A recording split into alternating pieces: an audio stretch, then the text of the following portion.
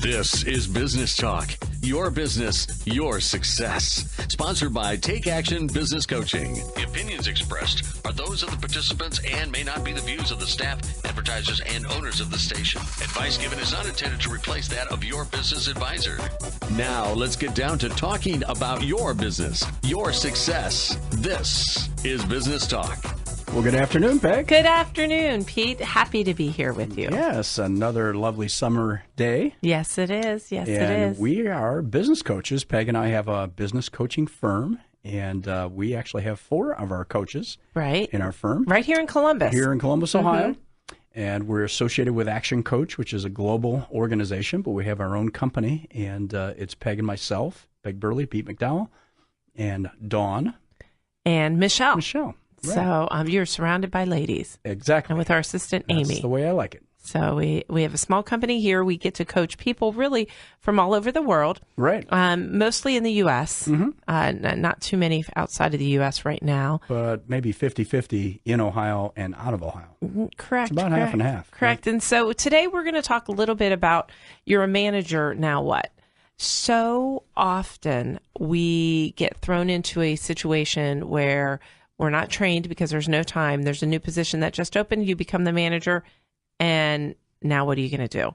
So Pete and I are going to go through some case studies of when we work with different companies and when a person gets put into a new position, especially one that's not been really a manager of a lot of direct reports.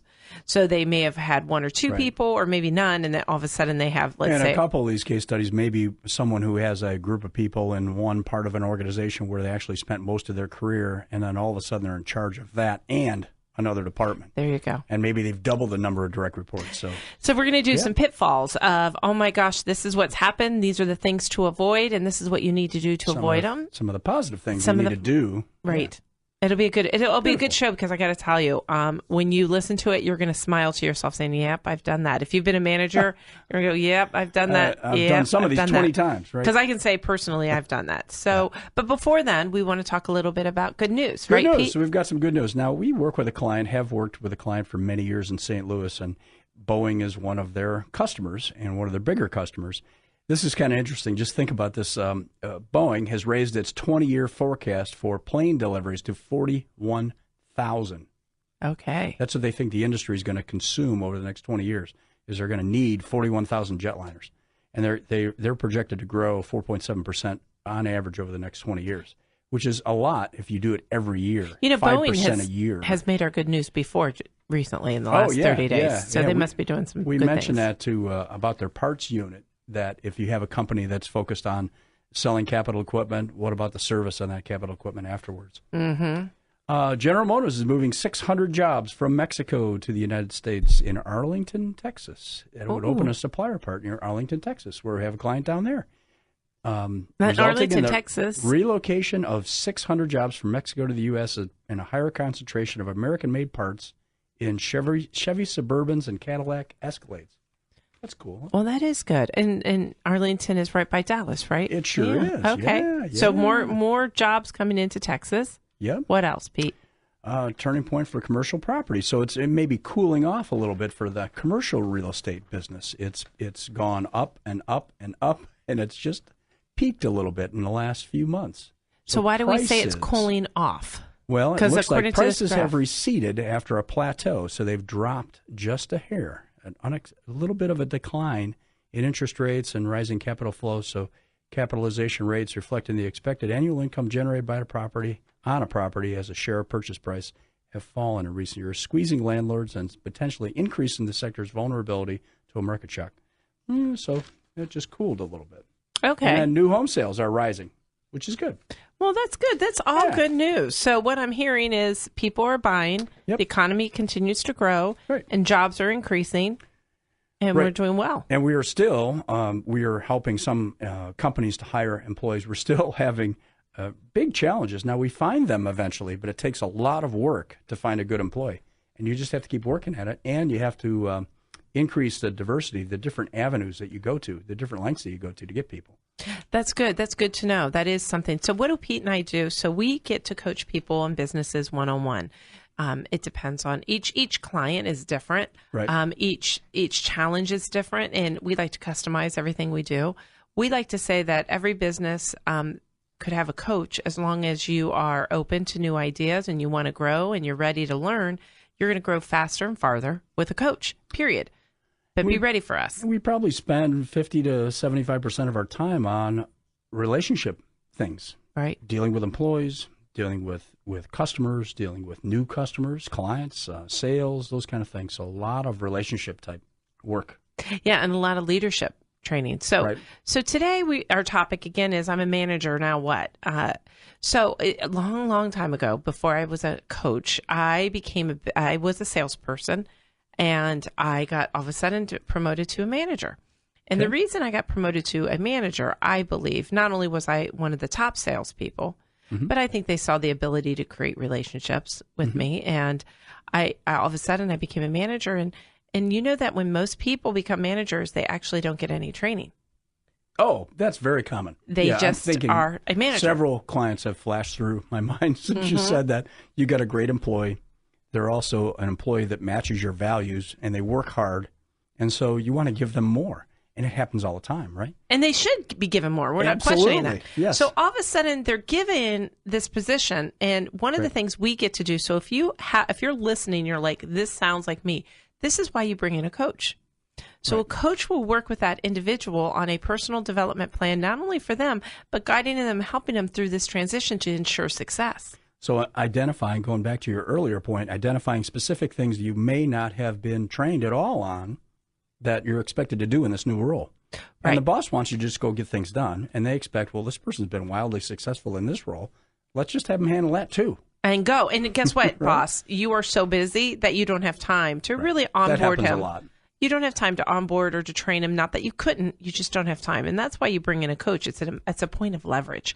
Right. So here's some of the things that we've run into when all of a sudden you've become a manager that are, I think, tendencies. Pete, I'd like to say they're tendencies of people and what they'll do. So not everybody does them, but these happen a lot. Right. It all depends on an individual. Okay. So we're going to look over the last 12 years. What Pete and I did is we compiled some watch-outs of what we've seen people do. So one is, and we'll talk about it. One is I'm going to use a sales example because let's say you're a salesperson or you've got a salesperson, you've now made them the manager. A lot of times what may happen is that as they become the manager of that department or that department head, is they still are a salesperson. So one of the watch-outs... You mean they still have a client base of their own. Right, which is they're still... maintaining, right. Well, a couple things, exactly. Either they maintain their client base, which could be advantageous. We're not talking about not doing that. Right. What I'm talking about is they still are a salesperson. So in other words, they're selling. Right. And they actually should be managing. Or let's switch to sales example and talk one of your clients, Pete, in engineering. Mm-hmm. So all of a sudden, they're an engineer, they become manager, and they still do engineering. They don't step away from their old role. So in that second case, it's about having and a lot of this comes back to, one, to understanding what you need to do, and then two, being able to discipline yourself to say X hours a week. Let's say you have 4 new direct reports that are in a different department, or you're managing 4 engineers, let's say, and you're running your own projects as well. You've got to carve out some time to develop and work with those 4 people. And being able to make sure that every week you do that, because it's easy to get yourself consumed in your old job. That's exactly it. And we run into this. I have to tell you, we have coached just recently, I want to say in the last year, 6 different individuals. And almost all of them did this where they were still in their old role. Now, that could be a couple reasons. Number one, maybe you haven't had a chance to replace yourself, and that will be a transition. Yeah. Or it could be, I don't want to delegate because nobody does it as good as me. It could be a comfort zone thing, right? Right, exactly. That's where you're comfortable.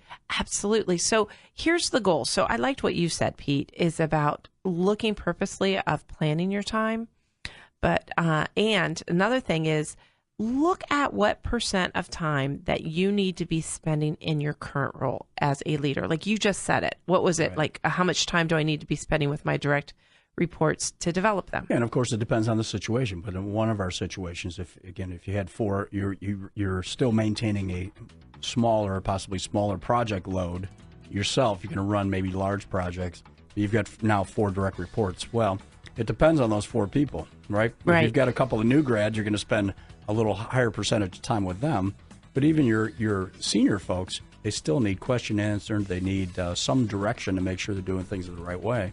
So you've got to take a look at the developmental level of those 4 people and figure out how much time do they really need me and what types of things do they need my time on. And then what do I need to help them learn over the next year or two so that they need a little less of me?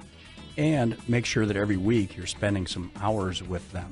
So when we return, we're going to go through some pitfalls that we see happening with managers who all of a sudden become managers overnight from their old role, whether it was engineering. So they get promoted. It's good news. We'll continue that.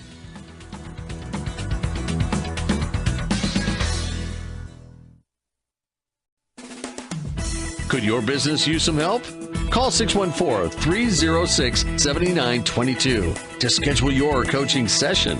614-306-7922. Now, here's more business talk. All right, we're talking about you becoming a new leader or maybe a manager over a larger area or a couple of departments rather than just your original one. So you've gotten promoted. Right. And before the break, we talked a little bit about one thing is shedding your old role. And what we mean by that is there a transition plan? Are you spending the right time in the right place? So Pete had talked a little bit about making sure you spend time with your direct reports. Right. Also, understand what % of time you need to be spending in each area of your new role. And really, because I got to tell you, that is a watch out. So often as we're coaching, we're saying, okay, so where are you on this role? And you're saying, well, I've been doing engineering work because we're short on engineers, or I'm doing sales work because something has to get done, right? Right. So you've got to do it. So what's happening is you either A, are working yourself ragged and burning yourself out, or B, you're letting it go. You're not getting it done, or C, you're spending it all on the old role and not the new role, and you're letting that go. Right. So you're not growing into your new job if you're doing the last one. Yes. So that's one pitfall that we see as you transition. And one way to avoid that is to purposefully think about what would be appropriate at this stage in this new role. And then at the end of each day, and this is real quick stuff too. This is not like you need to spend a lot of time on it. End of each day, end of each week, look back at how you spent your day. And if it's 50% management time and I spent the rest of it on a little bit on sales and the rest of my direct reports, great. Give yourself a check and go to the next day, Right. And recognize that we don't want you to be working 70 hours a week when you used to work 55 just because you've got some new people. Because you're adding on. You can't do that long term, right? So learning, part of being a manager is learning to delegate and to balance. And here's some things that a manager might put on their task list that they should be doing as a % of time. Just as an example, Pete has used spending time developing people. Another one would be marketing. Yes. Another one could be innovating, depending on your team. Another could be your financials or your numbers, knowing those. Mm-hmm. Another one could be development of yourself. Another one could be meetings, communication. Right. It could be. So those just give you examples of categories that you should be looking at where to spend your time in your new role. Yeah, and there's an article that you could probably look up online, a book about situational leadership, and really that's what I'm referring to is that you've got people, direct reports that are at different levels, different developmental levels, right, different skills and different experience levels, and you've got to change your leadership style based on who you're working with. So going back to that, so all of a sudden you have this new role, Pete, and one thing when you've talked about it, you said you go from 50 hours a week to 70. Yeah. So I'm just going to do more because now I'm a manager. I'm going to do what I did before and then just add on more. Yeah. And so one of the things that we see, and this is one of our points, is that you're too busy. Oh, yeah. So an employee comes to you and says, hey, I need a couple minutes to talk to you about this. Well, I don't have time. Exactly. I'm too busy. Or you do have time. I'm sorry, you don't have time and you see that person and you're multitasking.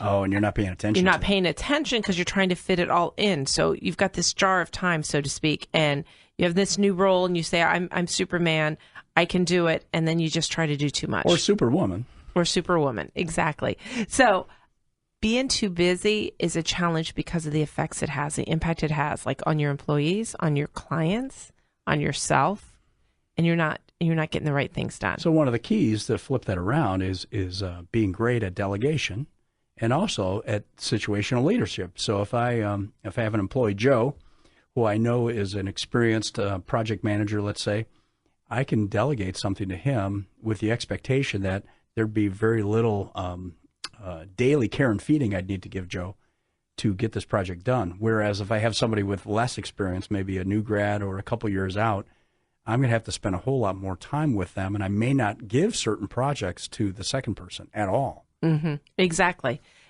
So understanding, and in coaching, when we coach people, and this is Peg and Pete with business talk right now, and we're talking about your manager now. What are some pitfalls we've covered? One is continuing to do both your old job and your new job. Right. The second thing we're talking about is being a little too busy and the impact that makes on everyone. And not delegating enough. Mm-hmm. You've got to recognize that, look, maybe it's 55 hours a week, and I can maintain that, have a great marriage, and feel good physically, and work 55 hours a week, which is still a heavy week. Exactly. But if you can maintain that, that's fine, or 50 hours a week, whatever that number is, and then realize that in order to maintain that and not go too much over that, unless you have a big problem or a big opportunity to cover, you've got to delegate enough to recognize when do I need to delegate to some of my team so that I'm transitioning into my new leadership role versus I'm a doer.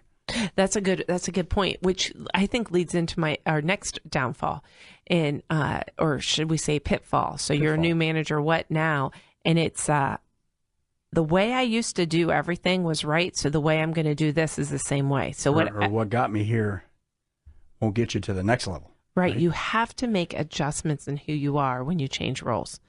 And that is way underestimated. When we are coaching new managers and new leaders, we find that people are like, well, I'm so successful and I did it there, so I'm going to do it here now. Uh-huh.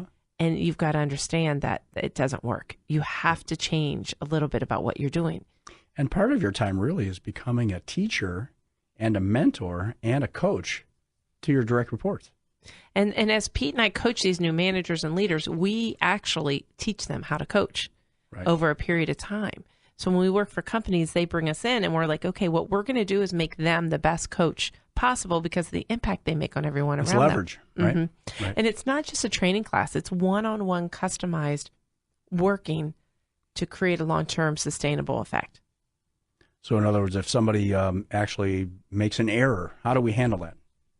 And based on that person's DISC profile, how do we handle that? Yes. And a DISC profile is their behavior tendencies. Mm-hmm. And so here's an example. So we had one person, Pete, that great doer. I liked what you said, doer. And so they were doing. And so they became the manager. And then they kept doing. Yep. And so we would go in and then equally they would be busy and sometimes they would be abrupt. They didn't realize how important it was to change some of their habits that they thought made them successful. Right. See, some of those habits that made you successful at the next level, you got to get rid of those habits. Like the abruptness or the multitasking. I'm not saying as a manager you don't do that, but people skills are going to be really important, not just... Well, they become more and more important. The larger the scope of your influence, your people skills become more and more important, I think. Right. Your personal discipline and then also your ability to relate to everybody as well as possible in different situations. So the situations are different and each person is a little different, right? Well, and you've got to be able to adjust every time. And so here's one idea you could do is you're sitting here saying, okay, Peg and Pete, you're talking about I'm a new manager. Now what? I don't think I have any bad habits. I think I'm doing great. I think I'm doing fantastic. Well, how do you know? So here's a couple ways. Number one, we actually go into companies and you can just have us hire us for this one thing. We do surveys, 360 reviews or surveys. Right. Which is, explain what that is, Pete. Well, if I'm an employee or let's say I'm a manager in an organization and there's 20 people that I interact with on a pretty much daily basis or weekly basis, we would go in and talk to all of those 20 people to get their perspective. Right. Exactly. What are some things that Pete is great at, and what are some things that he's could use some improvement on? And then is there anything else we need to know that would help him be better at his job? And that information gets pulled back anonymously, of course, and then summarized, and you'd be able to look at it and say, okay, there's 3 or 4 things here that looks like he could use some improvement on. There's a bunch of things that he's doing well that we need to reinforce and make sure you keep those. And it's almost always more the latter than the former. But then take a look at those improvement opportunities and figure out, well, how do we approach them, and what are some ways to improve on those and help them move forward. So that's a way that you can find out how your profile or your behavior tendencies are. Are they getting in your way? Are they helping you? And what adjustments we need to be made. When you do go into a new role, that's a great time to do it because you've got yourself a baseline. Right. And it can help you adjust quicker, a lot faster. That's really what coaching is all about, is you still set the goals. You still decide what is it that I want to improve on, and we just help you get there much faster. Well, exactly. And I liked what you said, is create a baseline. So we have one company that we create a baseline for, and then every year we do a new baseline. And you can do these, by the way, you can do these surveys by SurveyMonkey or electronically. One of the things Pete and I found is it's real powerful to be able to talk to people one-on-one. So we actually do a one-on-one conversation. Right. Most of the time we'll schedule it for 15 minutes, but it almost always lasts a lot longer than that. And sometimes people just want to talk. They want to be heard. They want to be heard, Pete. That's it. And then the other part of the survey process is that we do get back to the group and let them know that, hey, we got your feedback. Thank you. And number 2, that here are a couple of things that this leader is working on. And a lot of times the leader does this communication themselves. Here's a couple of things that I heard from you. I had more than that, but these are the 2 I'm going to focus on right now. So for the next couple of months, this is where my attention, energy, and focus is on improving these couple of things. And it really gets the team engaged. So I really like this 360. If you're listening and you say, I've never had one done on me or my company, I would encourage you to call us and have us come in and do that for you. At the very least, it's really exciting to see because it allows the employees to really have a voice, number one. Right. But it also allows you to see some really neat things that have been done too. So it's not just, it's some improvements from your team, and you'll start seeing patterns. So call us at 614-306-7922 and ask about how is it that we get this 360. But that's one of the things that we want to encourage, especially new managers. And it needs to be an outside company, I believe. Great. In order to really get the structure together. And that book, and it's Marshall Goldsmith, wrote a book called What Got You Here Won't Get You There. And he describes some habits that you may or may not have that could slow you down as you progress. Right. And he works with a lot of people who have progressed rapidly, or their companies have tripled in size very quickly. And so that all of a sudden they go, oh my gosh, I wish I knew how to do this or that, or stop doing this. So the book is very good about, and you won't have all of these attributes. Some of these things will ring true with you if you read through that. Right. So when we return, we're going to continue talking about I'm a manager, now what? And these are the pitfalls that we see with some of our clients of things to avoid as you are growing as a leader.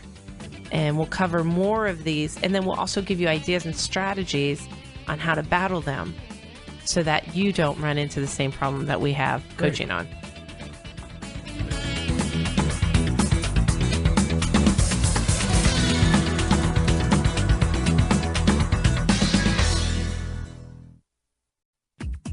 To learn more about today's topic, call 614-306-7922. Now, back to more business talk.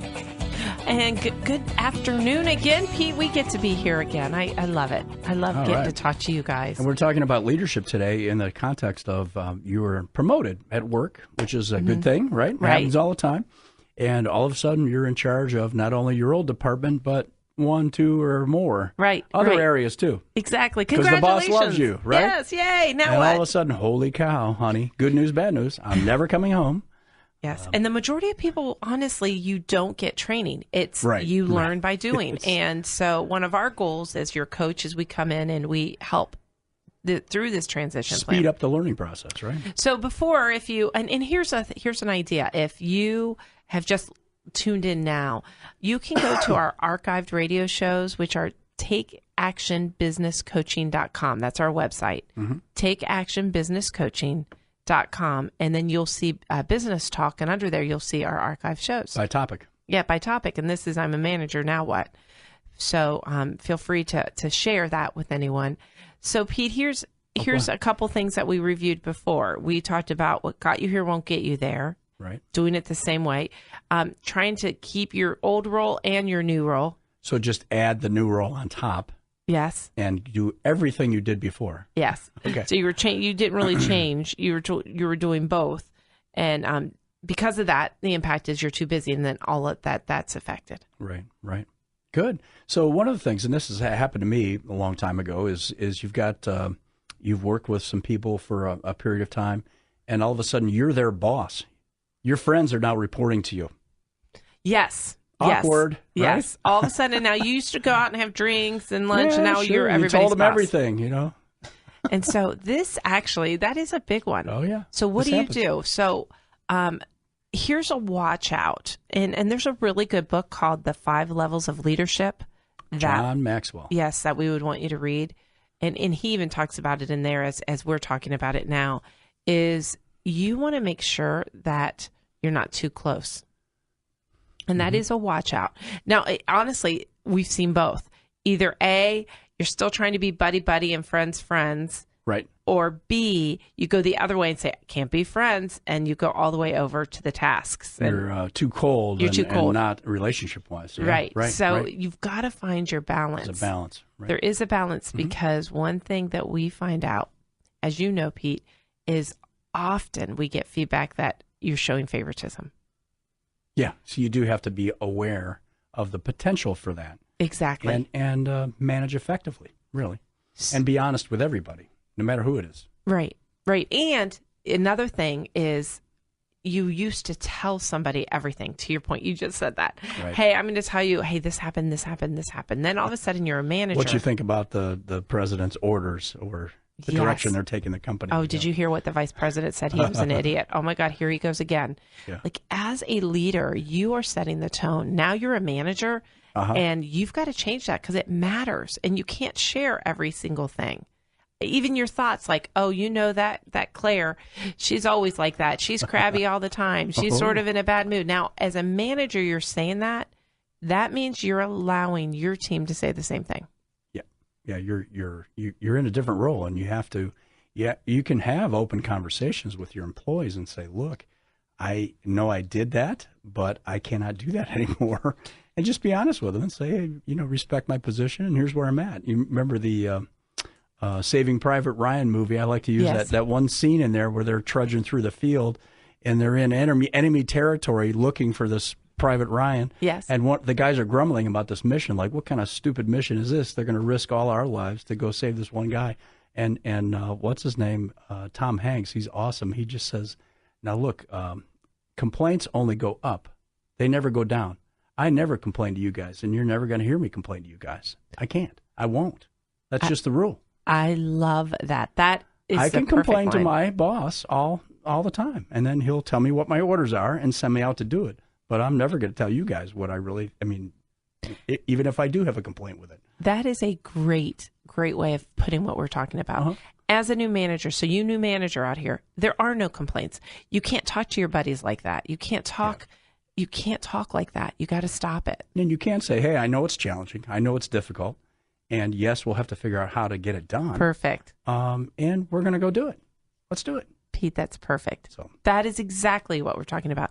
So as a new manager, this creates a new role, which creates a new mindset, right? Which creates a new approach, which of course creates a new behavior modification. That's why people get coached. Yeah. Because there are a lot of changes you're going to be making in this transition. And by the way, you're going to grow the company as a new manager. And yourself. Yeah. Mm-hmm. And this is Peg and Pete with Business Talk, and we're business coaches. And we're talking about new leaders getting into a new role or maybe expanding your role dramatically. Yeah, so that was good. So we just talked a little bit about being too close as friends or cutting off the relationships. Either way, that's a good one. So another thing that we can talk about here for a minute is meetings. What kind of meeting structure should you have? And then planning. And those two things could go together, really, is what's the meeting routine that you currently have with your existing role. And then now that I have this larger expanded department or opportunity, maybe I'm the general manager now, which has happened with one of our clients recently, is what is the meeting frequency and what will the purpose of those meetings be? Yeah, that's a good one, Pete, because I'm just thinking of a few clients that we have. One client, ironically, they came on and they have too many meetings. Then we have another client that decided not to have any meetings because I'm talking to them all. I talk to them enough. They know what's going on. They're both rough, right? Yes, they know what's going on. And whenever I hear that, I hear I don't have any meetings, I just sort of talk around, I can tell you that's an error. Right. Because what we hear from that is the message gets jumbled. It's not communicating detailed enough. It's not communicating often enough. Yep. And sometimes you miss people and you don't know they're missing because they won't speak up. Yep. Regularly scheduled meetings can be short. That's the other thing. Absolutely. That we like to emphasize with folks. They don't need to be an hour. They don't even need to be a half an hour if it's a daily huddle type thing. Mm-hmm. And one of our clients over in Dayton has been doing a daily huddle now for almost 7 years. And it's regularly less than 15 minutes. I'm there periodically, not a lot, but I stay for it a couple times a month. And it's usually done in 15 minutes. But everybody in that room who represents the entire company, at least at that point, they're all on the same page. We know, they know everything that's going on. So let's talk about some meetings. So if you're listening, you're a new manager. That's our topic to get today, right? Right. You're a new manager. Now what? I mean, I like that. I like the meeting idea. So one idea, here's one really good idea, is hold a meeting with yourself in the morning. So a meeting with myself. A meeting with yourself. So you block it out and you get in at 4:30 a.m. when nobody else will be there. I have one person who's doing it at 7. So they come in at 7 and they put on their calendar because everybody can see, and they've got, planning. So I'm going to plan whatever I need to do, or I need to review contracts, whatever is their topic. And plan my day. And plan my day. Okay, great. And that same meeting for yourself could be held the afternoon before. Exactly. Well. It's up to you. It's up to you. That's a choice. But we really do think one of those options would be great for you. We believe that the brain power is really strong in the morning. So doing it with a closed door without interruptions and people get used to it and letting them know what you're doing is very powerful for you to get organized and to get a lot done. So that's one idea, one meeting. Yeah. And then another one is you just started talking about huddles. You can do daily huddles. Right. You can do weekly meetings. Now, we do the huddles in relatively fast-paced organizations where things may change, and a lot of what happens there is one, communicating so everybody knows anything that's critical, big maintenance coming up or big shipments going out, and if anything has changed where you may need to shift resources. Right. And say, hey, you need to borrow Joe for a few hours over in this department, or this guy needs to cover for so-and-so tomorrow because they're off sick. They're taking the day off, those kind of things. Got it. Make sure everybody knows what's happening so that it's not a surprise. That's good. And think of, if you have a larger team, maybe you meet quarterly with large teams, so the whole company, if it's a couple hundred people. Mm-hmm. Maybe you meet monthly or maybe every other month. Right. But create the rhythm and the agenda for all of your meeting structures. And those meetings that are longer term, not the daily things, they're focused on different things. They're who are we going to hire? What are our goals for the next quarter, or maybe our theme for the next quarter or the next year even? And what are the training opportunities that we're executing on? Who's being trained on what? Mm-hmm. Some of those longer term things that in the day-to-day hustle, you're not really focusing on. Well, and sometimes you don't realize you need the meetings because you come in as a manager and you say, there was too many meetings when I was there, so I'm not going to have any. Again, we're going from one end to the other, just like when we were saying, oh, we're not going to be friends with all of our people. We're going to just be the manager. You can't go too far one way or the other. There's a happy balance, medium. Right? There's a balance. Good. And so when we return, Pete, let's talk more about, okay, I'm a manager now, what? Some of the pitfalls that would involve multiple things. We've got 3 more to cover when we return. Super. I mean, really good ones. So you want to make sure. And going back to the meeting thing for a minute, Patrick Lencioni wrote a bestseller called Death by Meeting. That is an excellent book, and it's a story. It's a very easy read. He tells the story of this woman who was promoted to a very high-level role and came into a new company, and basically redid their meeting structure. But it's funny, and it's really, really good. I like that. That's a good Very book. helpful. Very good idea.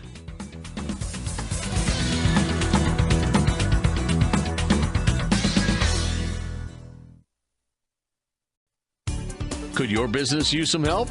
Call 614-306-7922 to schedule your coaching session. 614-306-7922. Now, here's more business talk.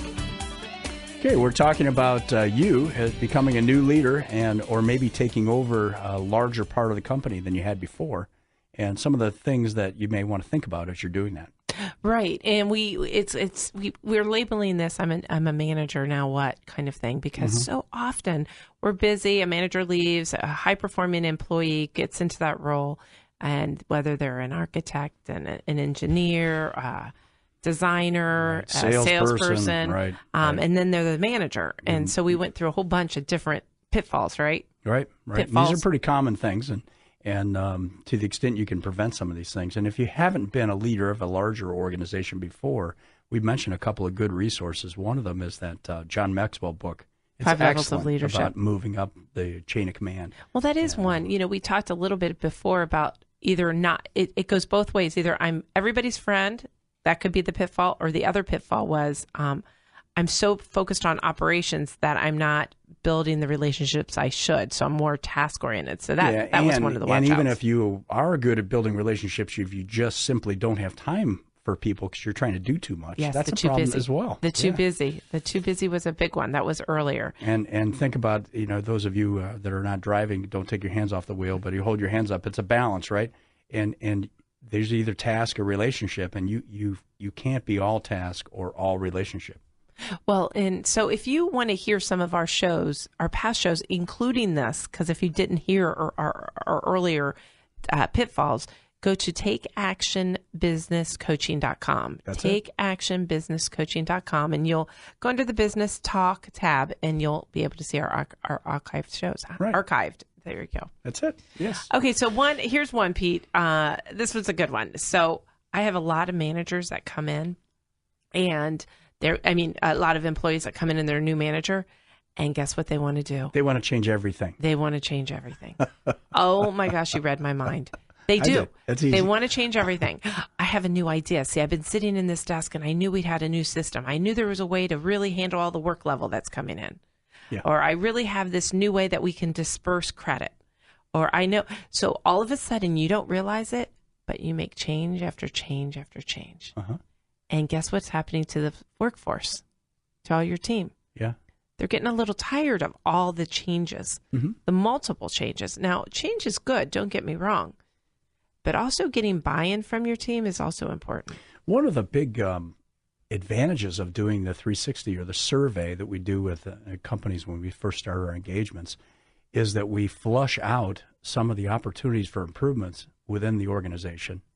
And when we take those things and combine the similar opportunities and make a list of things that could be worked on, we really get consensus among the employees that, you know what, those are the top two right there. Mm-hmm. Yeah, the toaster doesn't work as well as it could, or the coffee machine is old. But this shipping process, it really hasn't been looked at in 10 years. We got to do something about it. And you usually get pretty good buy-in from not only the top level folks, but the folks that are in the trenches. They usually have pretty good agreement on where the opportunities are. Right. So you don't need to change everything is what I'm trying to get to. Right. And it is your tendency of, if I want to make my mark possibly, or I've been watching this on the sidelines for 30 years or 10 years and I've been wanting to change it. And so in multiple cases, as I'm thinking, it's accumulation of all these different managers. They all have changed a little too much. Yeah, and go into one of our other points is that you may, as a new leader, come in and spend the first couple of weeks or few weeks to learn, get to know everybody. If it's a larger company, you may not even know some of these folks well, and then get them together and say, look, I've noticed here are some things. There are 4 or 5 things that I think there are opportunities for improvement, and get some input and create a plan, but involve your employees as you're creating your plan. That was our next point. You have evolved very good into our totally by accident. Yes, I just stumbled right into it. Our pitfall is plan. Is number one, have we taken the time to not only write it down, but 2, communicated it. You were just talking about that, Pete. And even get them involved in the creation of the plan. I love that. I'm going to give you a case study. We had a new manager come into a role, and they decided they wanted to create a new system for this new thing that they were doing. Okay. So they came up with a system, they put it in place, and they started doing it. They got such resistance. Oh, I know which client this is. And it really, the team got started, what they did is started sabotaging it because it's a stupid idea. Why do we have to do it? Why does it have to change? Well, and the plan, actually, I know a little bit about this. The plan was actually good. It was a good idea to do. Oh, very However, good idea. The way it was executed caused a bit of a revolt. And so what we did the second time is we stopped. We said, okay, let's get the team involved in creating the solution, like you said. And guess what? A little smoother? Well, what's happened is they realized, well, that was a pretty good way of doing things. I guess we didn't really think of it because we did what was a top down. So we didn't have the team sharing the plan and we didn't communicate it well enough. We just said, do it. And with that, we were not getting the buy-in we needed or the ease in which to execute. Right. So definitely, so the pitfall is I want to change something and I'm going to do it. And then it's going to be top down without getting buy-in. So creating a plan and then sharing the vision of that plan. And that includes getting buy-in of the employees that are involved in the change. Exactly. Right? Exactly. Yep. So that's a pitfall, and that's a must-do, not just as a new manager, but any manager, obviously. Right. These are all good for any manager. Right. But it's just pitfalls that happen with other managers. So I see you've got trust on there, Peggy. Yes. Are you thinking of there's a department that maybe is not trusting of the management of the company, that kind of thing? There's mistrust going on from department to department? Exactly. And so one of the things, you're a new manager, now what, is you have to understand that trust is going to be over time. It'll be earned. Right. I think that if you were trusted as an employee that can follow you, it may not. And asking too much too soon from your team, know that you have to build the trust. And trust is 3 areas. And this is why it can change from employee to leader. Is so you have the trust is Pete? Connection, right? Creating a connection. Trust is also involving am I capable of doing it? Am I good at doing the job itself? Right? Your capability. My capabilities. Right. Are my capabilities there? And that's why when you become a manager, the trust might not be there yet because you're new. They've seen you in a different role. Exactly. So they see you in a different role and they're saying, okay, I'm going to do a wait and see kind of thing. And then the third area would be your character. Is your character of trust. So generally you are going to take, if you had good character and trust with that, plus if you had some great connection with relationships, those are 2 elements. The third element of trust is the capability. And you're earning that as a new manager. So that won't happen with the announcement that you're the boss. Exactly. You realize that you yourself have to prove that you're going to earn their trust through the capability of the job, which also includes listening to your team and getting buy-in versus top down. That's a good point. And the Maxwell book, I think, describes it well in that what he calls the bottom rung of the ladder in this leadership ladder is positional leadership. So you're the boss all of a sudden.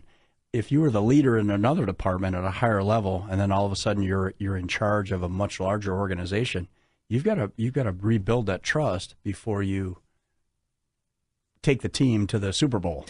Exactly. And especially as a new manager, you're going to make mistakes.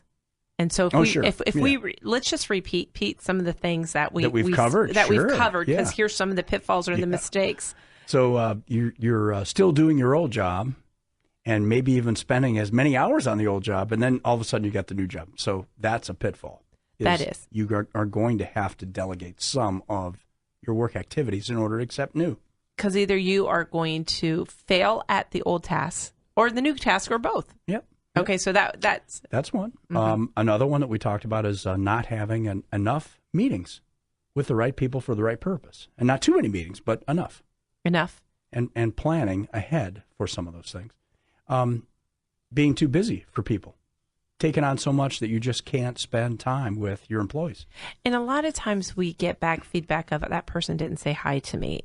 We get that. I would say 90% of the time when we get feedback is, well, they like this person better. The perception is of favoritism. And a way to combat that is to recognize that some people need a little more attention than others, and the ones that do need a little more of your attention, you have to give it to them. Perfect. You have to go talk to them. Right. You have to say hi to them or good morning, or even at the end of the day, say, hey, see you tomorrow. Or take a different route around the office to make sure you're you're covering to lunch people. With your employees occasionally. Or coffee. Right? Coffee. You can never have too much coffee. Well, we have one client that we did coffee with the Prez. Right, and they're doing that. Oh, they're doing it. They get a kick out of it. And they sign up one-on-one. And he travels a lot, so they have to sign up. Yes. It sounds funny. And they get to talk to him one-on-one, and it's really been beneficial. Right. Okay, so another pitfall that we've covered already? Is go in and change everything. Yes. We're changing everything. We're going to change this and this and this, and we're not getting buy-in, by the way. We're just going to change it because I've been on the sidelines and nothing ever ran well, and I'm going to be better because I was tired of hearing this. That person was weak. I'm going to be strong. I hear Your that. desk should be over here and not over there. Yes. They didn't hold people accountable, Peg. So I'm going to hold people accountable. And then all of a sudden. Whew. So another one is your buddies. You're now the boss of your friends, and it still shows. Yes. And if you're staying buddies with your friends, you're going to hear things like, well, they play favorites. They're going to be resisting you. And equally, you've got to separate from your friends a bit, but not too far. Yeah. And you've got to make sure your friends do their job. Right. And say, hey, I know we're friends, and do your job. Pull a Bill Belichick on them. And then I think the last thing we did is what got you here won't get you there kind of thing is you have to look at your behavior habits, and you have to see what adjustments do I have to personally make at this new level. Yeah, and you'll get a kick out if you read that book, the Marshall Goldsmith book. It has a whole collection of different habits that some of us have, some of us don't. But I bet in that whole collection of 20 or so things, you're going to see a couple that, oh yeah, I might do that once in a while. And you could, if you recognize it, it's a lot easier to avoid it. Yes, absolutely. If you can realize that you're doing it. Well, for this show in its entirety, go to takeactionbusinesscoaching.com and you can hear all of our archive shows, including this one, if you just tune in at the end so that you can make sure you hear the whole thing. And thank you so much for joining us on I'm a Manager Now What? And we'll see you next Saturday.